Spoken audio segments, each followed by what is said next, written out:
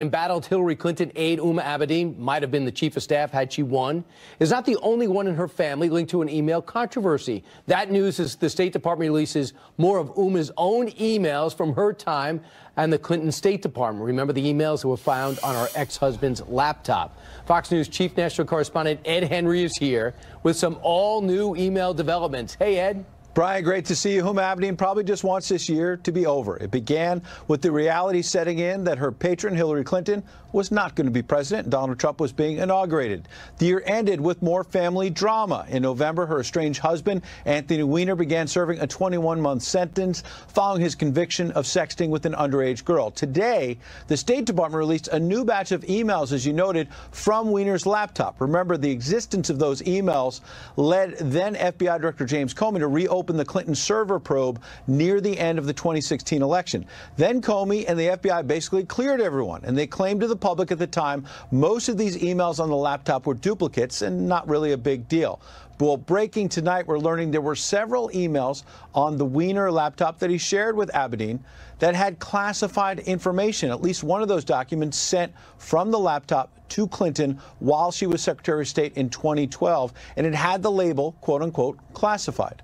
Also breaking this week, as you noted, a first cousin of Abedin was convicted Tuesday in a fraud case involving, wait for it, fake emails. 44-year-old Omar Amanat faces more than a decade in prison after a jury in New York found he and an associate were guilty of cooking the books and defrauding shareholders at the tech company Kit Digital. Amanat's brother also arrested in the United Arab Emirates. According to the New York Post, a judge in the case revoked Amanat's bail after he was deemed a flight risk. The father of 6 tried to fool the jury by introducing, yes, fake emails into the record, trying to pass it off as evidence that would vindicate him. During the 2016 campaign, the New York Post also reported Abedin spent more than a decade editing a radical Muslim publication that opposed women's rights and blamed the U.S. for the 9/11 terror attacks. A far cry from the way Clinton and associates like Abedin presented themselves in that losing campaign. But again, this is a year that she clearly wants over, Brian.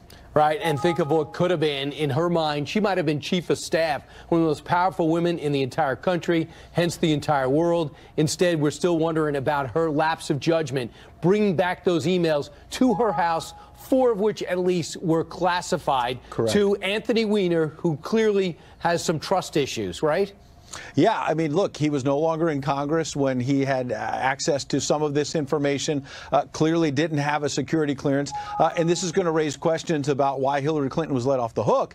But again, it's also going to raise questions about why James Comey decided to insert himself late in the election season and suggest that Hillary Clinton still had an email problem in October on the eve of the election, and then a few days later said, well, no, never mind, she's been vindicated, the emails are not a problem. We're looking at them tonight, Brian, and as you say, several of them had classified information. So it's going to raise a lot of questions. Ed, great job as usual. Have a great New Year. See you soon. Happy New Year. All right, as Ed reported, the State Department has just released, and I'm talking about just a couple hours ago, emails found on the laptop shared by Uma Abedin and her estranged husband, Anthony Weiner. Now, yesterday on CNN, Don Lemon, who has a show there, was visibly annoyed that the Abedin-Clinton email scandal just won't end. When you clearly have top secret information on a laptop that you have on a server in the basement of your house, and then you send those top secret classified documents to people that aren't even cleared to see them, and then you forward them to your husband, who, by the way, is in jail. There have been a million hearings on it. It's water under the bridge, but why? No. We'll be right back. We'll be right back. When in doubt, toss to a break. You'll learn that in Anchor School 101. Tom Fitton is the reason why Don Lemon lost his mind. He's the president of Judicial Watch, and he sued the State Department in order to obtain the emails. And he's the reason 2,800 emails are into the public right now. Tom, I know this is always a long process. Congratulations on getting it. How many have you read? What have you found? Well, I've read about 140 of the emails. The State Department servers went down, and you know, it's a big team effort at Judicial Watch. It's extraordinary that we have to get our lawyers to sue in court, our investigators to look at the documents. After 2 years, we finally get the records. Now, the FBI found these records last year, as Ed Henry pointed out. We're only getting them 16 months later. And they show there was classified information on Weiner's laptop, in the least, at least 4 or 5 emails of that. There could be others there, but we're having to dig through the records to find that out. You know, and the concern is you're not supposed to take classified information off of classified systems, and you're certainly not supposed to take them out of the office, and you're certainly not supposed to store them on unsecure systems like your husband's laptop. And of course, Weiner was involved in all sorts of things that make his laptop especially a risky place to store this type of information. And you have to wonder why it is the FBI and the Justice Department let Hillary Clinton and Huma Abedin off the hook after, you can bet the FBI knew there was classified information late last year when Comey cleared Hillary Clinton yet again. Why it is they let her off the hook. Now remember that FBI special agent who was sending these pro-Hillary and anti-Trump texts last year? Well, he's the top counter-intel guy, or at least one of them at the FBI, and would have been involved in this decision-making as well. So it's all coming together. We now know that Comey, other top officials at the FBI, Loretta Lynch meeting with Bill Clinton, they obviously were protecting Hillary Clinton and targeting President Trump. And one of the ways they were protecting Hillary Clinton was refusing to enforce the laws against the mishandling classified information. They left this classified info on the internet equivalent of a public park bench. So if you want to know how somebody might be as president, you might say, what was the last job they had, and how did they handle it? How do they handle it? Using a private server. How do they handle it? Not being truthful about it. How do they handle it? Putting classified information on that, denying that it did, and then having it turn up. And then getting angry when it's discovered in October before an election that she sent classified, her chief of staff sent classified material back to her house. This is a country secret. At least 4 cases. You found 4 classified emails already. You're only through a couple of hundred. You got to get through almost 3,000. So it's her actions that prompted law enforcement to have to act. So you might love Comey, hate Comey. He did not want to have to do this. Her actions forced him to find this and then make a decision, correct?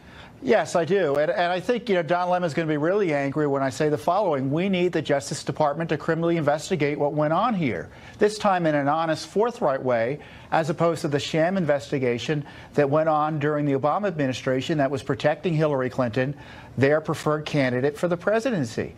You know, Jeff Sessions, or I don't know if he's recused himself from this as well, but the Justice Department, if this has not caused the Justice Department to do a serious independent and criminal investigation, you know, then we're throwing all the laws against the mishandling of classified information. You might as well throw all those laws out. Right. Because you can do anything you want, and if you're powerful enough to get away with it, that can't be the standard. And President Trump, he's the president.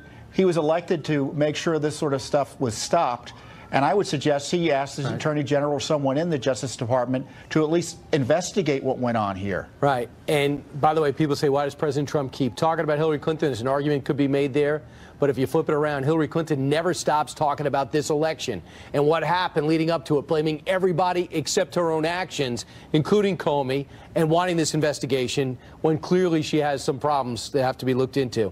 Hey, you guys are relentless. Tom Fitton, thanks so much. You're welcome. All right, Joel Payne has a different view. He's a Democratic strategist and former director of African-American advertising for Hillary Clinton's presidential campaign. So are you curious at all about what's on that, what's in those emails?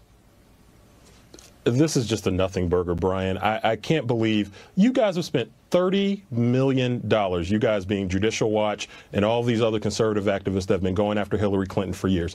$30 million chasing a ghost on Hillary Clinton, chasing something that doesn't exist.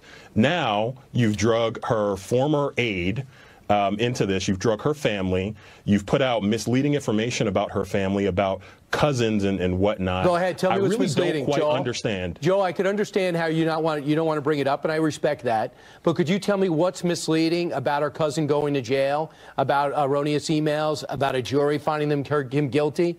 What's misleading about the anti-American newspaper that she used to co-edit?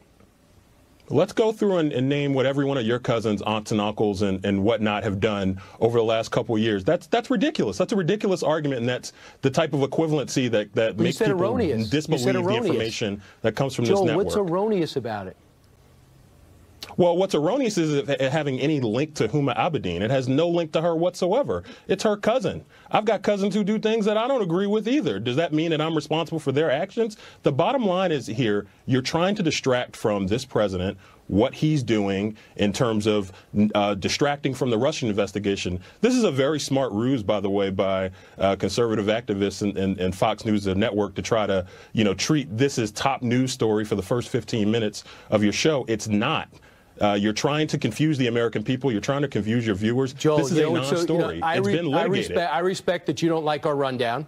And I'm sure I won't like a rundown if you put together. I might not like the order in which you do it. Believe it or not, we are covering some of the Russia investigation. If you would tune in, I will provide a copy for your home use a little bit later. Coming up in the C block. I'll show you. Okay? There's a C block. It's about 20 minutes after. But just focusing on this. The #1 story in America last year in late October, the #1 reason that Hillary Clinton gives that she lost was the fact that these emails were found on her chief of staff's husband, who's in jail for a reason, we'll go into that at a different time, was found on a laptop at home. So State Department things, at least 6 of which were classified material. This is a job interview, a year-long job interview. She's favored to win in almost every poll, in almost every battleground state. And then we see the way she acts in the slipshod way in which she's handling classified information. The #1 reason why she claims she lost. And now for the first time, those emails are exposed. So this would even help you, Joel, go through it and say, look, I went through 2,800 pages. There's nothing here. Or you go through it and say, wow, there is a lot here. So it is newsworthy in almost anyone's newsroom. I don't know what is not newsworthy about this. What Hillary Clinton claims is the single greatest reason why she lost. Yes, it's not newsworthy for you to be chasing a private citizen who had another private citizen working for her for something that's been litigated by the FBI. By the way, your last guest doesn't think the FBI, I think he wants the FBI to be disassembled. I think that's what he said. I think he said that the FBI, Tom Fitton said that the FBI He's disappointed like a lot of people. In some of the actions of the deputy director. We think the FBI is a tool of the Democratic Party. Brian, is that your opinion on this? The FBI is infiltrated by Clinton Democrats? Give me a break. Joel, I think for one thing, I think you point out, you give me a chance to separate. The rank and file of the FBI, I've had a chance to spend a great deal of time with. And there's about 35,000 in the country. To think that there's anything... You met all 35,000 No, I said there's That's about impressive, 30. Brian. Well, thank you. And if I did meet them, I would share their names with you. But most of those I've met, there's about 35,000 in the country. I'd say 99% are doing things on a regular basis that are extraordinary, not for fame, not for fortune, not for a pat on the back. I get it. Not for their pensions, because they believe in this country. However, if you're trying to find out how an investigation is progressing, what is behind it, why certain people are being investigated and why others, you have to find out who's doing the investigating. And upon further review, we're finding some disturbing things that are being unmasked. So I think that is newsworthy. Jim Comey and Bob Mueller, who were George W. Bush's FBI team, yes, they were coordinating with the Clinton campaign to defeat Donald Trump. Oh, that sounds like a really reasonable, believable let me ask you, argument. Do you like what James Comey did with Hillary Clinton's emails? Of course not. I disagree with it, but I didn't think he called for being fired. So do you think it's not right? I disagreed with him. I reacted like a normal person. If I disagree with something Andy McCabe did, if I disagree with something Peter Strzok did, if I disagree with something that Bruce Orr working with Justice did, am I being critical of an entire bureau? Am I being critical of the entire Justice Department? Or am I saying, I don't like these actions? They seem to have a political motivation. And if I want to find out where an investigation's going, I have to find out who's doing it. To me, those are logical questions, Joel, that you would be asking too. Well, all due respect, Brian, I'm more concerned with our commander-in-chief and how he feels about this. He spent the last week before Christmas, going into Christmas holiday, tearing apart the career of Andy McCabe, who, by the way, has spent the last 20 years fighting terrorists, doing things that your network purports to care about. So, yeah, that's what your president believes in. So I'm more worried about what he thinks and not what you think. 7.5 hours behind closed doors. So disturbing was it, the guy's rushing to retirement. That's newsworthy. Thanks, Joel, for joining us. I appreciate it. Thanks, Brian. All right, straight ahead. Senator Lindsey Graham is becoming one of the president's allies in the Senate. He'll be here next to weigh in on the Trump dossier and so much more from Clemson, South Carolina, where I believe they have a very good football team.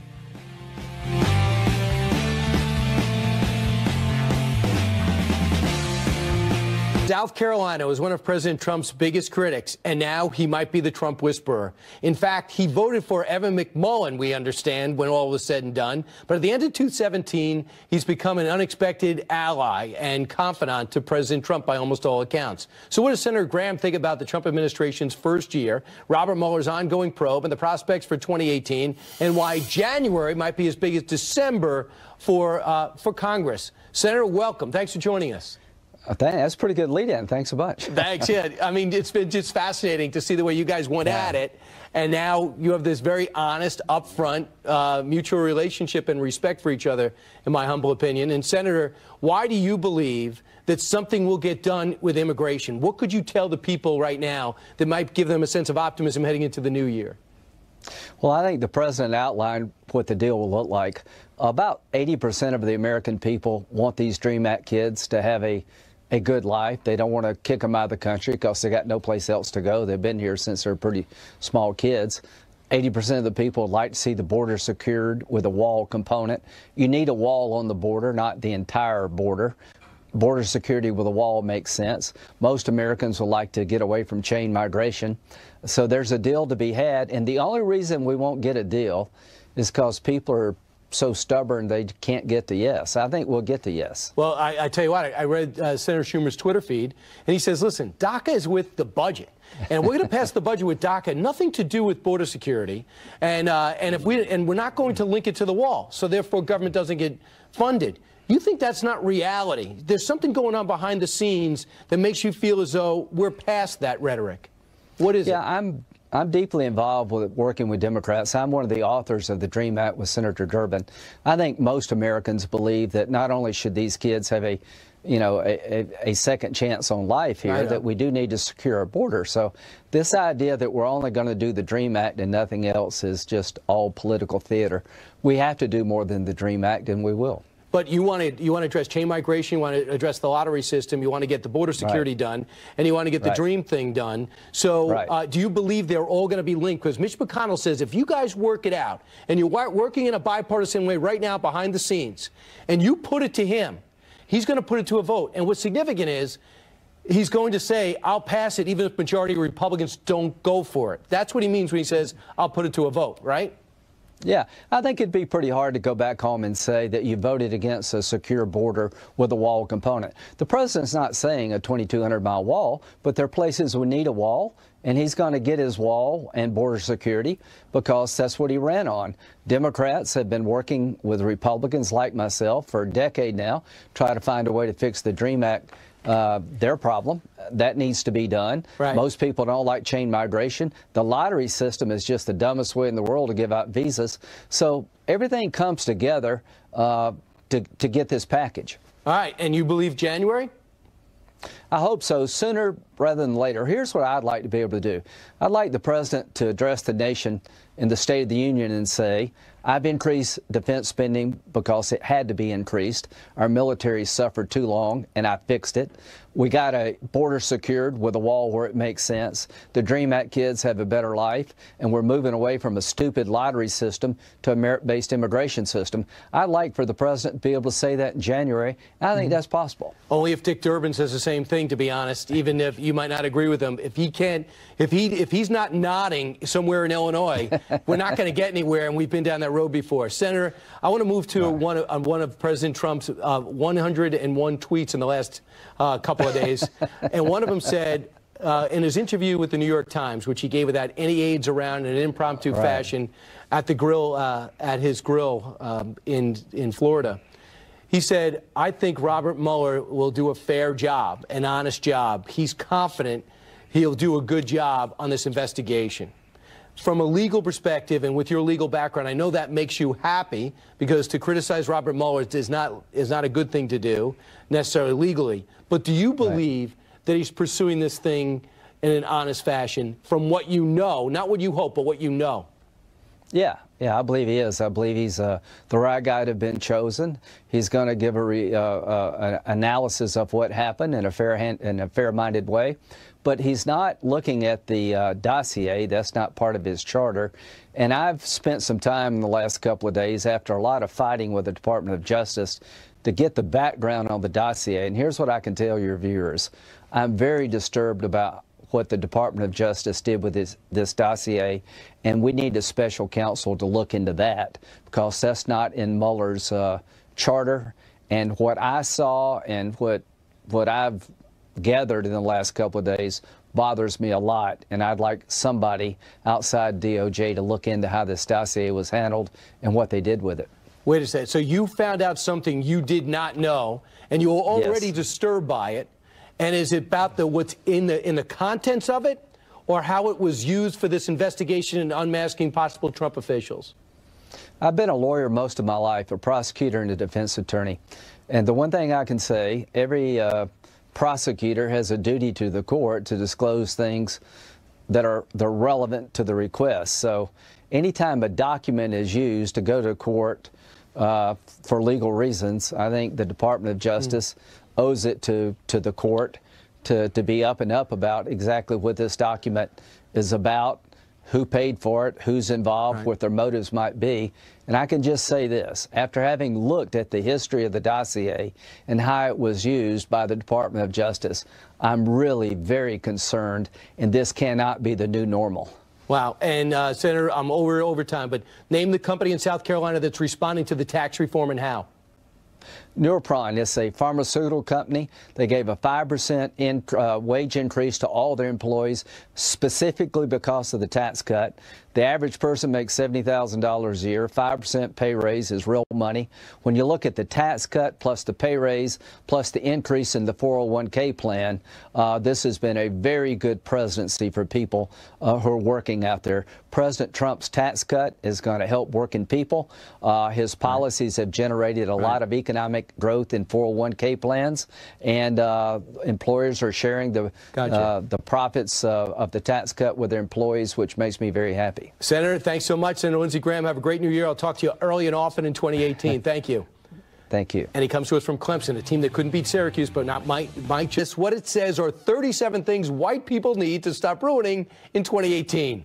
Among the listed, the Oscars, the United States of America, that's a general term, mac and cheese, I guess, how we ruin that, I'm not sure, sneakers, Korean pop music, and protests. Joe Concha writes for media for The Hill and is also white. Joe, so you're a bit responsible here. You're not listed in the 37. Where do they get off coming off the list like this? I think I'm only half white. I'm not sure. I had some relatives that came by way of Cuba. So at least 16 of these things you're responsible for then. So what are they getting at? They're getting at that white people are bad for this country. Because one of them was that white people voted for Donald Trump at a 58% clip as opposed to Hillary Clinton at 37. He's in office there for white people caused this. But let's play a game, okay? Okay. Let's swap out white people ruining America 37 ways and put in black or Latino or any minority group. And you tell me how BuzzFeed, the editor, wouldn't be fired right now and how every advertiser on BuzzFeed wouldn't be boycotted. Oh, yeah, believe me. After we saw some of the backlash when the writers on Vanity Fair came forward and just had some sarcastic things to say about Hillary Clinton's terrible behavior over the last year, you saw, and they apologized, you can only imagine. But will they face any backlash from a list like this? You would think, but no, that hasn't been happening. And they've done lists like this before. There is precedent. One story they wrote was white people stay colonizing. And then white people are a plague to the planet was another one. So this appears to be a theme at the BuzzFeed. But I got to tell you, your floor director was walking me out here, and he said, you know what, because of that story, I stopped following BuzzFeed. I'm not going to read it anymore. You could only cross this line so many times. All right. So lastly, do you think there's a chance that they're just having fun? They're just like throwing it out there to get us talking about it? Dare I say buzz?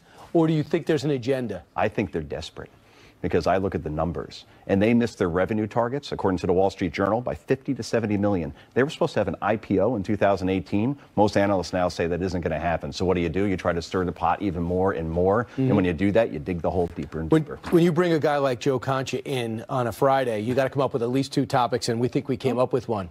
CNN has spent most of this past week breathlessly reporting every detail about a white truck they believe President Trump sent to keep the media from watching him golf at Mar-a-Lago. The president also got back on the golf course, but not that we can prove it, because a giant white box truck blocks reporters. What's up with the white truck blocking his golf swing? This is a White House that seems particularly sensitive, for whatever reason, about images of President Trump on the golf course. This truck showed up out of nowhere, and we don't know where it came from. Now back to that mysterious truck blocking the president's golf swing from the cameras. One of the advantages of having your own golf course is you could also get a guy to get in a truck to block that golf course from the road.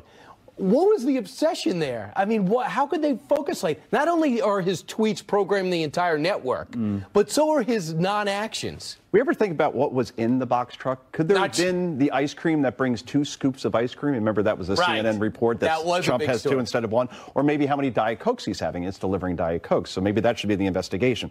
Look, CNN is not the network that it once was under the Aaron Browns and the Bernard Shaws. What's a big story this year, Brian, that almost no one's talking about? The ISIS caliphate being decimated in Iraq and Syria. They've lost 98% of their territory. They once had 45,000 fighters 2 years ago. They have less than 1,000 now. If there was ever a story that was in CNN's wheelhouse, given what they've done in the past in terms of their Middle East reporting, this is it, the ISIS story. And I don't see too much coverage on that, and I see crap, and this is crap, these types of focus right now from a once proud network that shouldn't be covering this sort of stuff. It's ridiculous. But, Joe, they do have an agenda. They are obsessed with destroying him. It's coming from the upper echelons of CNN, no matter who owns them. And they've gotten some stories wrong because of that. Anthony Scaramucci, for one, links to the Russian government. They had to apologize for that. Apologize, and they fired 3 reporters that were on that they basically just had hired. One actually won a Pulitzer. Gone. And then, of course, a couple of weeks ago, that WikiLeaks story that they had, they said that Donald Trump Jr. and the Trump campaign had information 10 days before everybody else. It turned out it was already in the public domain, and that's because they relied on unnamed sources that also duped CBS and NBC. They should reveal who that source was, because that source was purposely putting out false information, whoever that may have been, a political operative or even a lawmaker. And the Washington Post did something right there, Brian. They asked for the document, actual evidence to see if Donald Trump Jr. got that or not. It took 2 minutes for them to get it. CNN went to air with it. So I don't want to stomp on CNN and say, like, this is a bad network and everybody's bad there. I think Jake Tapper does some good stuff. They have good reporters, great producers. Alison Camerata is my female idol. We just saw Dave Briggs, right, on there as well, who's been on Fox and Friends. They have some good people there. But when they keep doing stories like this, it destroys the credibility of a very once proud network. Get back to the guys you used to be. Focus on news and stop focusing so much on taking down a president. Last thing, prediction. In 2018, will there be less anti-Trump and more balance on the two? Knock him down when they think he's wrong, but also note the stock market, the economy, the passage of the tax reform. See more of a balance? The toothpaste is already out of the tube. You know what they say about putting toothpaste back in the tube, or you can't unring a bell. We're already down that path. CNN's made a business decision to go negative on Donald Trump. The problem is they lost audience in prime time from the previous year. Think about it, 2017, a chaotic, great year for news in terms of consumers bringing it in, and they actually lost audience. That's very hard to do. Joe Concha, it's very nice of you to come in on this beautiful Friday. It's gorgeous out, isn't it? Yeah, it really is. Gonna go swimming. Yeah, you definitely should wear a coat, okay? And don't lick a pole. Meanwhile, we have an update on the Vegas mass shooting investigation. That story's next. Plus, we're going to discuss how Vegas police plan to keep New Year's revelers safe 3 months after the deadliest shooting in American history. Don't go anywhere.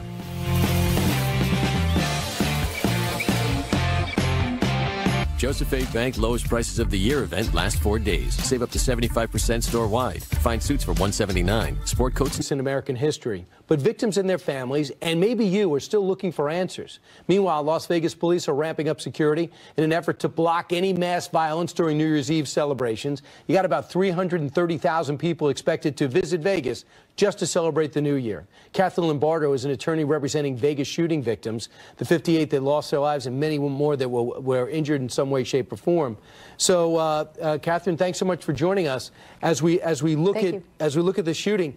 I'm mystified, and I know Tucker Carlson in particular has been following this, how little we still know about the shooter, his motivation, what his plan was, who killed him, why we know so little about the initial security guard that got in. Do you know more than we do? Well, I certainly hope so, because I've been conducting the investigation for almost 3 months now, and on Monday is the 3-month anniversary. Recently, the the FBI made a statement and said that they are not going to be releasing any of the reports until October 1st of 2018. That's an entire year, and we all think that that's entirely too long. Enough is enough. The Las Vegas Metro Police also hasn't released anything. I've been able to get a few items, and I also have a lot of investigators out there and some ears on the ground, so I do have more information, I think, than most, which I share with my clients because my clients just want answers. But one of the things that they are standing behind, the authorities, and I'm sure they're doing a fantastic job. They have a lot of information to sort through. They have 22,000 hours of video that they collected, which I'm very happy to hear because I knew there was video. They haven't released it to us, but I knew there was video, so I can't wait to see it. They've also sent out a dozen search warrants and executed those search warrants. But we think enough is enough. It's been long enough. They are standing behind their defense of keeping the information from us, saying that it is part of an ongoing criminal investigation. However, they're also saying that there was only one shooter, that shooter is dead because he killed himself. And so therefore, who are they investigating? What criminal investigation? The public has a right to know. And so the press has filed a few lawsuits to unseal the search warrants and to get the public records and the 911 calls and the video, saying that the public's interest outweighs their desire to keep things hidden for now. 12 federal search warrants out there, 500 federal grand jury subpoenas. They have 1,500 leads to follow and 500 worldwide. Now, if this guy, who was a very wealthy guy, which is relatively unique, who was able to take this room up for a week, which is fascinating, they was able to pull up this arsenal, enough for a small army, and no one's ever to notice. So they have all the surveillance video to go through. What I'm wondering is, are they convinced that there's no conspiracy here? Number one, can it happen again? Number two, where's his linkage? We also know if this was a terrorist attack, they like going back to the same location. And I go look at this number, 500 worldwide leads. Why would a guy who lives in Las Vegas, traveled a few times on cruises, a few times to the Philippines, why would he have worldwide leads coming around the world? Well, it could be somehow related to his dealings. You know, his girlfriend is from the Philippines, and he gave her $100,000 and sent her back to the Philippines just days before the shooting. And I think that she was interviewed immediately thereafter. They brought her back. They picked her up at the airport, and the FBI did interview her. I'm hoping to see that report sometime soon to see what she knew and how she was involved. And as far as the manpower that they've put to this investigation, it's phenomenal. This is unprecedented. Right, but they seem to be getting at each other. I know, but why, if it's just one guy and it's just that simple, and it's just one guy with a lot of money and a lot of guns, that makes me think that it's a lot bigger than that, and they don't know how to tell us yet because they don't have all the answers. And that's something I think we need to know. Catherine Lombardo, I'm out of time. Thanks so much.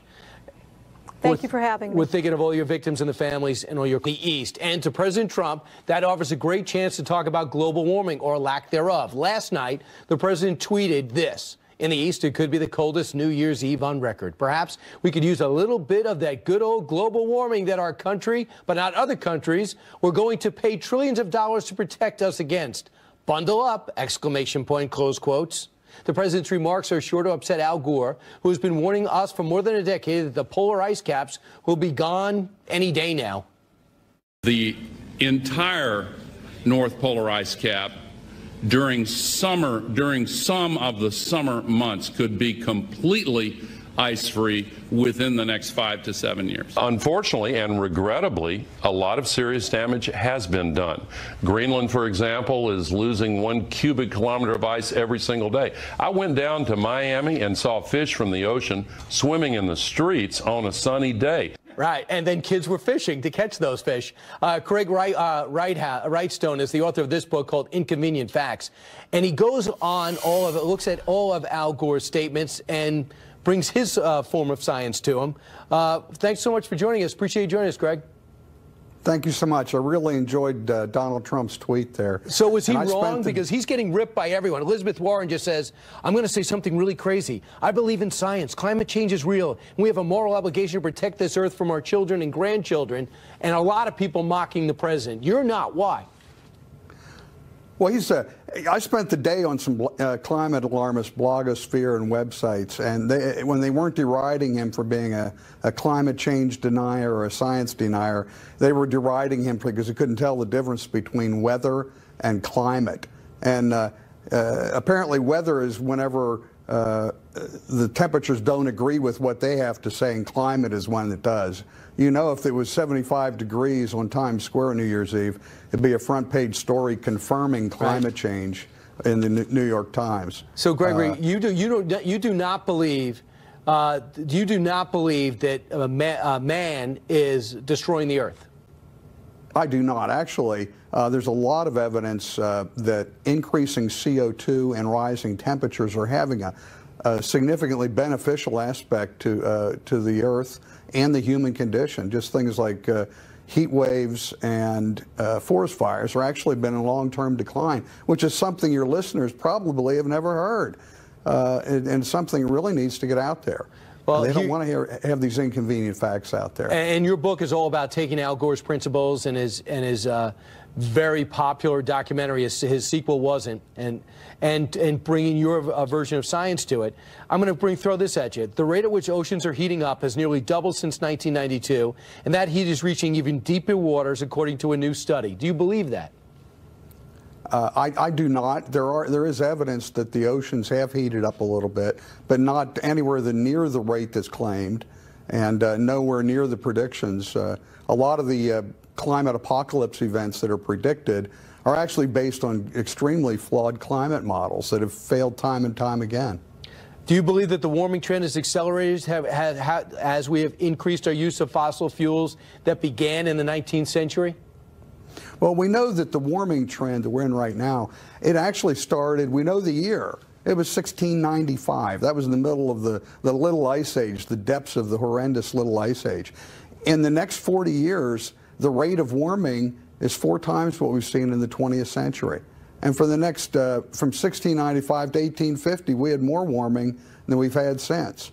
So if we look at the warming we've seen in the 20th century, it's very similar to other warming trends we've seen since the end of the last ice age. It's neither unusual nor unprecedented. What's your background that leads you to a science that contradicts so many other scientists that the left goes to say we have to act and act now? Yeah, I'm a geologist. I've spent 35 years researching various aspects of the Earth's processes. And Brian, I didn't start out to write a book. I really did not. I started out to seek the truth. And in that, while I was seeking the truth, I knew that there were some climate things were being told that were just wrong based on my knowledge of geology. I suspected that others were wrong. And as I delved into it, it was shocking that just most of these, what we're being told is completely 180 degrees from what we're being told. And you got to pick up his book. It's extremely readable. I'm not a scientist. I'm able to digest it. Gregory Wrightstone, thanks so much. Appreciate you joining us. It's the hottest debate, pun intended, in America today. And speaking of global warming, or the lack thereof, we'll have an update on the forecast for this weekend. Cold? More to come.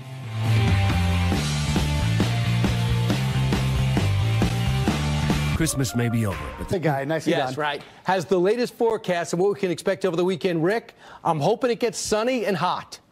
Yeah, it's not going to happen. It's just not a chance.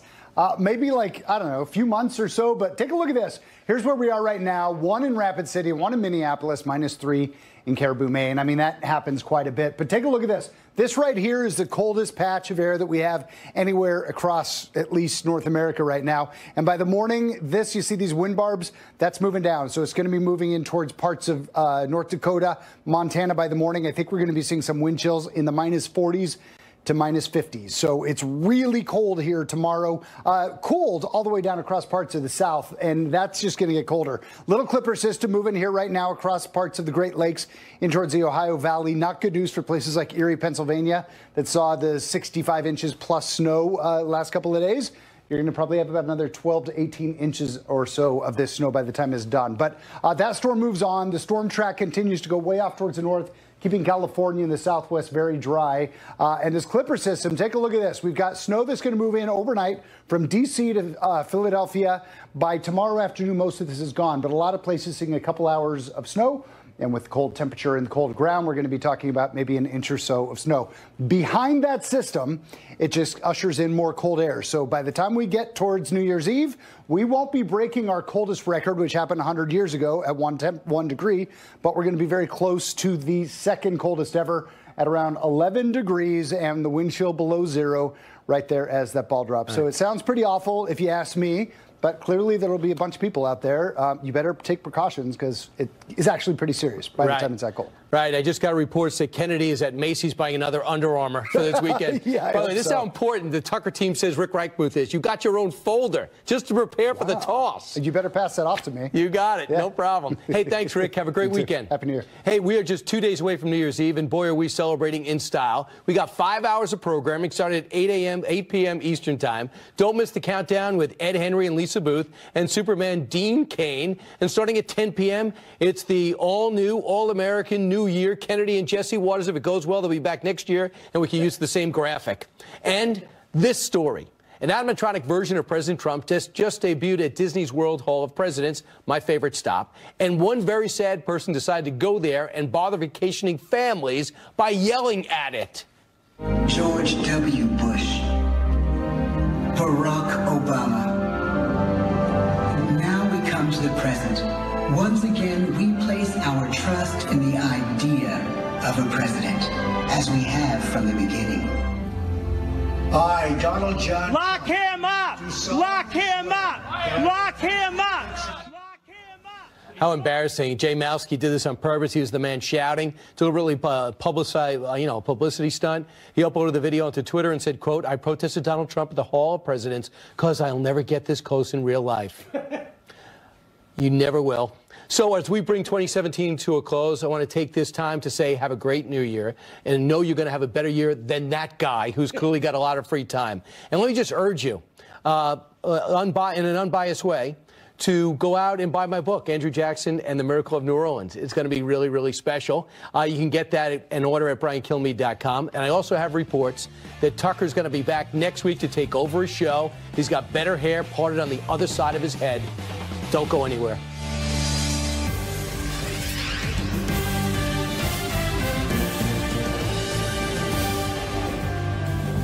And welcome to the special edition of Hannity. President Trump's